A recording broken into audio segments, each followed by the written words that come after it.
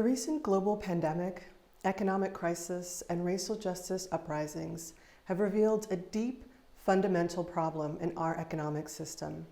It's a system that has long rewarded maximizing wealth over well-being and has prioritized individualism over interdependence.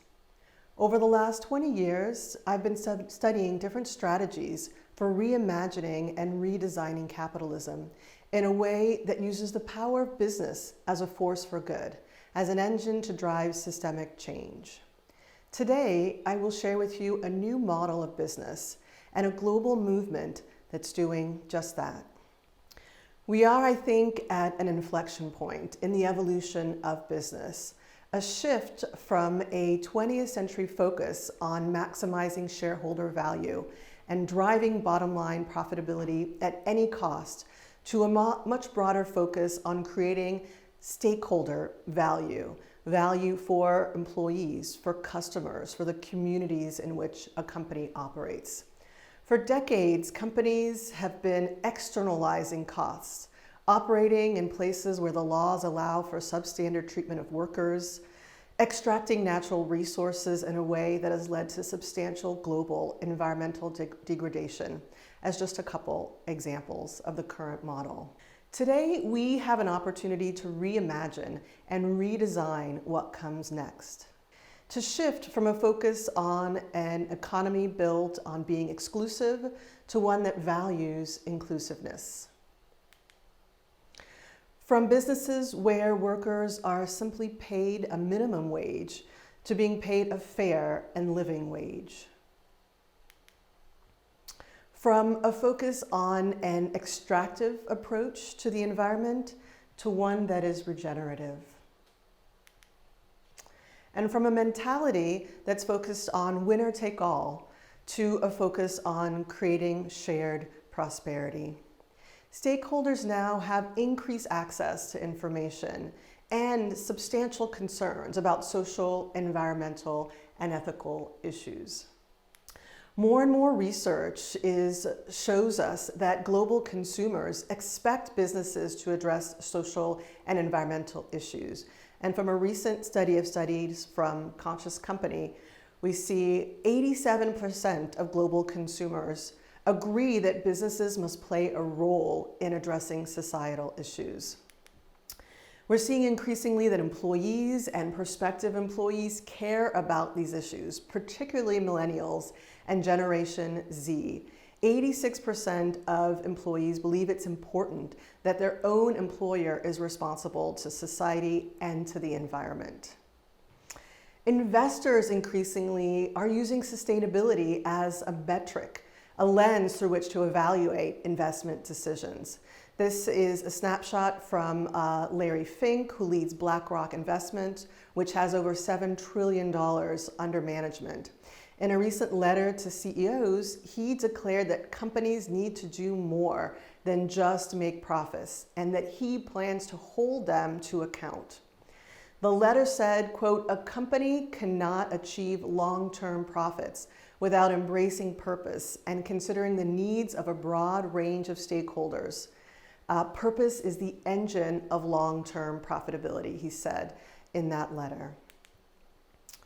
And we're seeing research studies showing a strong connection between good environmental, social, and governance practices and better operational performance. Sustainable business strategies and sustainable businesses are better able to understand and address their needs of stakeholders, manage risks, and innovate in their respective industries. And so it's no surprise to many of us in this space that we saw in the fall of 2019 nearly 200 chief executives, including leaders of Apple, PepsiCo, Walmart, and many other global companies, tried to redefine the role of business in society. Breaking with decades-long corporate strategy, the Business Roundtable issued a statement on the purpose of a corporation. They argued that companies should no longer advance only the interest of shareholders. Instead, the group said that they must also invest in their employees, protect the environment, and deal fairly and ethically with their suppliers. But how can companies truly embed a commitment to creating broader social and environmental impact across their business model and demonstrate to their stakeholders that their commitment goes beyond marketing? We have a lack of clear, credible standards makes it difficult for consumers, for investors, policymakers, and workers to distinguish good companies from simply good marketing. Over the last 10 years, I've been studying a new model of business, and I think an important part of the answer to that question: B corporations or B Corps. These are businesses that have measured, quantified their impacts on the environment, on their employees, customers, and the community, and have been certified to meet the highest standards, to be the best of the best. So companies you see here like Patagonia, Ben & Jerry's, there are over 100 coffee-related companies that are certified B corporations. And B Corps can be found in industries ranging from technology to textiles, energy to education, and from food to finance. And around the world, they are leading the way as lighthouse businesses in their industries and regions. B-Lab is the global nonprofit that is leading the B Corp movement and developed those B Impact standards. Their vision is to build an inclusive, equitable, and regenerative economic system for all people and the planet.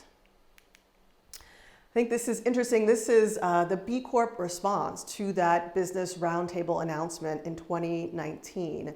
Over 30 CEOs of major B corporations put out a full-page ad in the New York Times.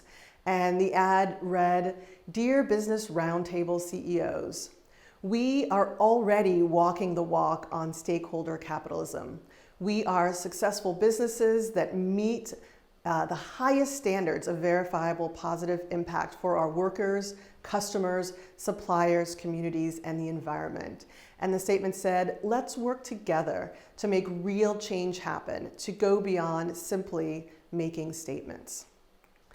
The backbone of the B Corp movement is the B Impact Assessment, and this is an in-depth assessment that B-Lab has developed that measures and quantifies a company's impact across their stakeholder. The B Impact Assessment looks at metrics related to governance, transparency, embedding ethical business practices across a company's business model.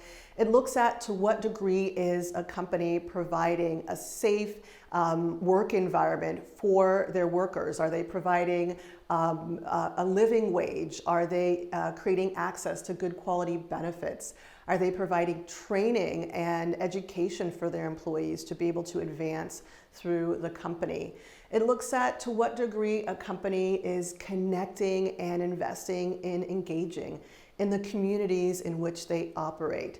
Is the company working with local suppliers? Are they engaging diverse suppliers that are led by women and people of color? Is the company providing time off for their employees to be able to volunteer at local community organizations? Are they making voluntary, substantial philanthropic contributions to those organizations?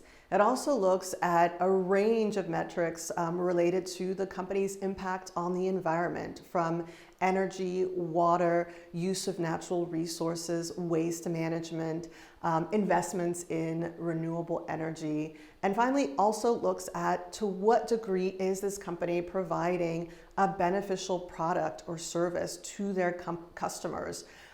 Is that product improving the health, the access to basic services, the educational opportunities for their customers?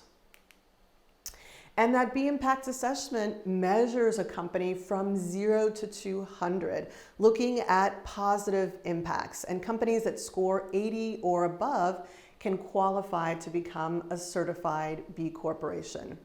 There are over 3,900 certified B corporations around the world, but there are also over 100,000 organizations, firms, banks, and investors worldwide that are using that open and accessible B Impact Assessment tool to measure and manage and improve their impact. All companies are audited and have to make their B Impact Assessment score public to demonstrate transparency and accountability. Here's an example of Counterculture Coffee's B Impact Assessment report. Counterculture is one of over 70 companies that we've worked with through a student consulting program that I run in the Poole College of Management at North Carolina State University. It's called the BCorp Clinic, and we worked with Counterculture over a semester-long project to help them improve their impact across those 5 stakeholder engagement areas and achieve B Corp certification. Companies are required to recertify every 3 years to maintain that standard, and there is an independent body, the B-Lab Standards Advisory Council, which I have the opportunity to serve on, which is responsible for strategic guidance on revisions to the standards. And the standards themselves are updated every 3 years to become more comprehensive and more rigorous. Looking at a few examples of data on how B Corps are going above and beyond the impacts of similar companies in their industries and driving collective impact. So 70% of B Corps offer time off for full-time employees to participate in volunteer services in their communities. B Corps are 210% more likely to screen their suppliers for environmental and social practices. B Corps are 94% more likely to offer healthcare to part-time employees compared to other companies. And the average pay ratio for highest versus lowest paid employees at B Corps is 7-to-1 versus the average of 144-to-1 at comparable traditional companies. And so these are just a few examples of some of the ways that we're seeing B Corps collectively move the needle on social and environmental impact through their business models. We're also seeing that existing legal structures hinder long-term value creation for both shareholders and stakeholders. In addition to the B Corp certification, B-Lab has also pioneered a new corporate form, the Benefit Corporation, which places obligations on stakeholders in the company's legal foundation. Like an S Corp or a C Corp, companies can incorporate or reincorporate as a benefit corporation. And 36 states in the US, as well as Italy, Colombia, Ecuador, and the Canadian province of British Columbia have adopted this model and passed benefit corporation legislation. It's also being considered in many other jurisdictions around the world. B-Lab and the global B Corp community are taking a leadership role in addressing key issues facing our society, including working to dismantle white supremacy and sharing resources, best practices, and building a community of businesses focused on a commitment to working against racism. In the largest and most aggressive climate commitment to date by a group of businesses, there are now over 800 B corporations committed to net zero by 2030, and that's 20 years ahead of the Paris Climate Agreement 2050 targets. These B Corps are working collectively to develop tools and share best practices to meet this commitment within the B Corp community and beyond.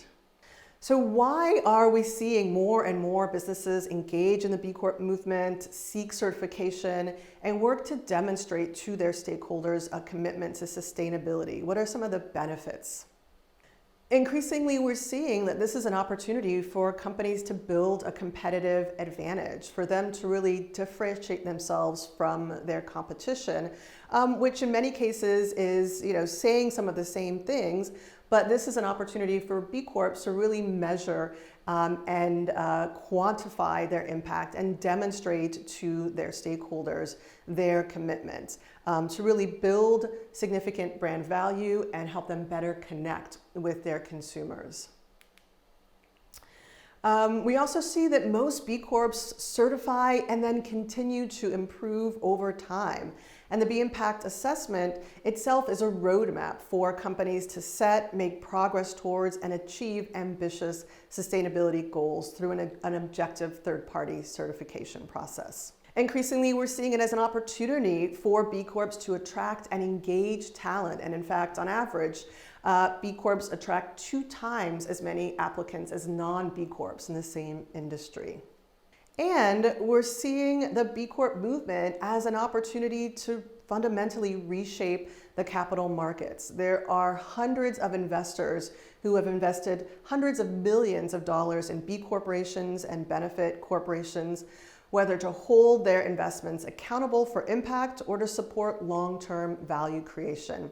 And Grupo Banco Colombia, the largest bank in Colombia, used the BIA to measure 100 of their key suppliers. And so we're seeing many different uses for measuring and managing impact. Through collective action and systems change approach, B-Lab has been engaging a global community of certified B Corps, benefit corporations, investors, and many other stakeholders, including academics like myself. Over the last 5 years, I've been leading a global movement of over 2,000 educators, researchers, and students studying the B Corp movement. We're working to prepare our students to redesign capitalism as entrepreneurs, future business leaders, conscious consumers, impact investors, progressive policymakers, and engaged community members. But challenges remain, and I don't share the B Corp movement as a perfect solution. The leadership of B-Lab and B Corps themselves remains disproportionately white and male, although there is a clear recognition that much more needs to be done to create more equity in the leadership of the movement. B Corp products and services remain inaccessible to many as they often come at a cost premium. Increasingly, we're seeing more global multinationals are getting involved in the B Corp movement, which can help both scale the impact and awareness of the movement and also increase the accessibility of those products and services.